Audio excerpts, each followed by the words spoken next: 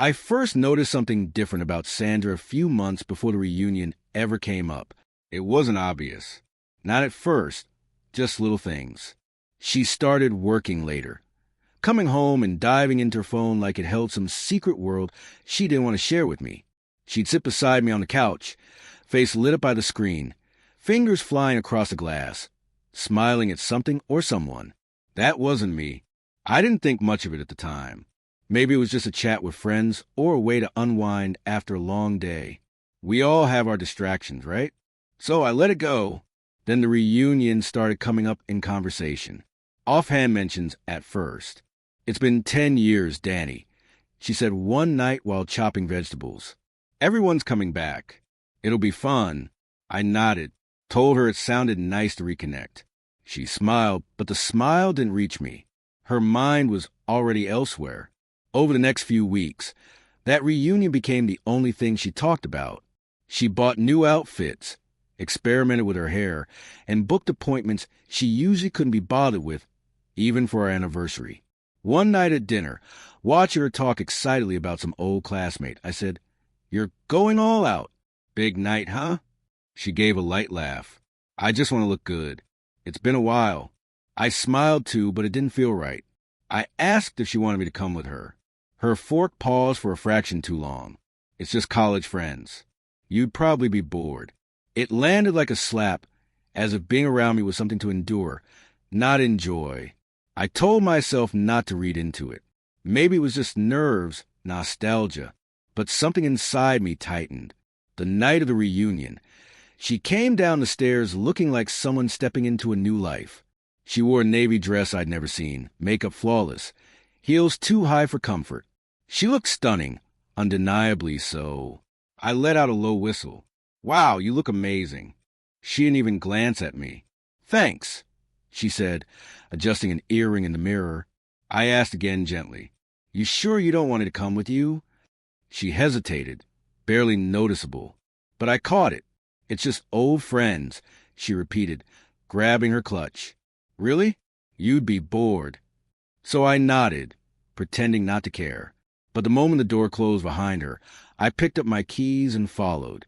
She drove across town to a bar I recognized. I parked across the street and watched. It didn't take long. She found someone quickly, David, an old name from her college days. The guy who never really left town. The way she lit up when she saw him, smiling like a schoolgirl. It told me everything. They hugged close, too close. Talked at the bar, heads leaned in together, laughing, touching, her fingers brushing his arm like it was second nature. After an hour, they slipped outside. I followed, careful, keeping to the shadows, under a dim street lamp. He pulled her close and kissed her. Not a quick goodbye. A long, slow, deliberate kiss, familiar and easy, like it wasn't the first time. I raised my phone and took a few photos. Calm, focused. They parted, laughing, and got into his car. I stayed in the dark and watched his taillights fade. I didn't feel rage or heartbreak, just clarity. This wasn't new. This had been going on for a while. The excuses, the late nights, the glowing phone screen, they all clicked into place. I drove home slowly. No music, no noise, just the hum of the engine, and the image of Sandra in another man's arms stuck in my mind. When I walked to the front door, nothing looked different. Her coat still hung by the door. The porch light still glowed, but it felt hollow, like a place someone had already left. I sat at the kitchen table and looked at the photos. Her face told the story. The way she leaned into him, the joy in her eyes, the kiss. You can excuse a lot, friendship texts, late nights, but not that. That kiss told me everything I needed to know. I didn't confront her. Didn't need to. She'd already made her choice. Just hadn't told me yet. She came home at dawn the next morning barefoot, smudged makeup, hair a mess. She didn't even notice me at the top of the stairs. Dropped her keys, kicked off her heels, collapsed on the couch like she had nothing to answer for. I stared at her for a long time. Then I turned and walked back upstairs. I wasn't sad. I was sure this marriage wasn't fractured. It was finished. But I didn't leave immediately. No, that would have been too easy. She needed time to feel what she threw away. Over the next few days, I set things in motion. I found a quiet apartment across town, small, furnished, with no pass attached. Opened a new bank account, rerouted my pay, quiet, careful, unnoticed. Sandra went on like always, still feeding me lines about late work meetings and girls' nights. Still smiling at her phone. She had no idea. I already knew everything. One evening, we were having dinner. She was sipping wine, scrolling through her phone between bites. Thought I saw someone who looked like David the other day. I said, calm as ever, stabbing a piece of chicken. She froze just for a second, but enough. David, she echoed, feigning confusion. Haven't seen him in years. I just nodded and kept eating. I didn't need her to admit it. I already had the truth. I dabbed my mouth with a napkin and kept my voice casual. Wasn't he at the reunion? She shook her head quickly. No, he wasn't there. I gave a quiet smile. Right? Not at the reunion. Just pressed up against you in a parking lot a few days ago. No raised voice, no accusations. I didn't push. I let it hang there, then moved on, letting her stay safe in the comfort of her lies. Just a little while longer. That weekend, while she was out shopping, I packed the last of what I needed. Clothes, paperwork, old photos. The rest I left behind. The house didn't feel like home anymore. It was just walls and furniture. Before walking out for good, I took off my wedding ring and placed it next to her half-finished glass of wine on the kitchen counter. A quiet message, no drama, no shouting, just the kind of silence that means everything when you're finally done. When Sandra came home that night, she didn't notice anything at first. I watched from the street, parked a few houses down. She got out of the car, heels in one hand, purse over her shoulder, laughing at something on her phone, still oblivious.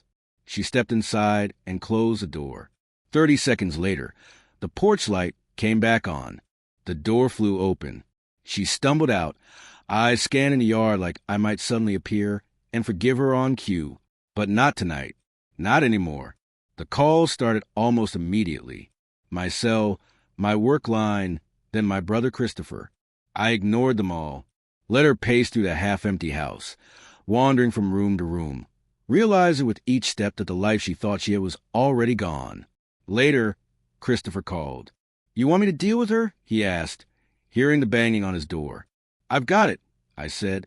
When I pulled up to his place, she was standing on the porch hugging herself, mascara smudged, eyes red like she hadn't slept. Danny, she said, voice cracking, please talk to me. I stood by my car, watching her for a moment. You lied, I said over and over, and you actually thought I'd never catch on. She shook her head, desperate. It was a mistake. It didn't mean anything. I gave a short laugh, sharp, hollow. You kissed him like a teenager. Sandra got in his car and disappeared into the night. That's not a mistake. That's a decision. Tears slid down her cheeks. I love you, she whispered. No, I said, you loved the version of me who still believed in you. She reached out and grabbed my jacket like she could still hold on, but I pulled away. You lost, I said calmly. You just didn't realize it until it was too late. I turned and got back in my car, leaving her there under the porch light, alone, right where she belonged. My new apartment was nothing special. Second floor, decent view, quiet, but it was mine. No memories, no ghosts. The next morning, I mailed the divorce papers. I didn't wait for a reaction. I didn't need one. Sandra tried everything. She called, texted, showed up at Christopher's again. The answers stayed the same. Silence. The paperwork was clean. No drawn-out fights about property or money. I didn't want any of it. Let her keep the house, the furniture, the framed smiles on the walls. I just wanted peace. 2 weeks later, Mark, an old friend who never took sides, called me. You hear about Sandra? No, I said. He hesitated. She's falling apart. Not working, barely leaving the house. People say she spends most days in bed. I didn't reply. What could I say? She struck the match herself. I just let the fire take what it would. A few days after that, the divorce papers arrived. Her signature at the bottom trembled, like it had taken everything she had just to finish that page. No note, no final plea, just an end. Quiet and complete. Friends checked in.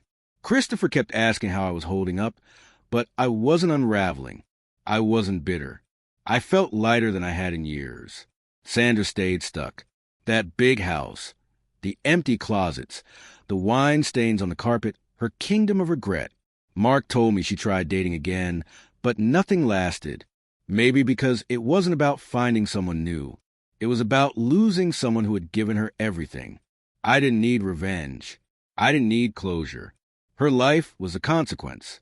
Every morning she woke up in that house meant for two. She felt it.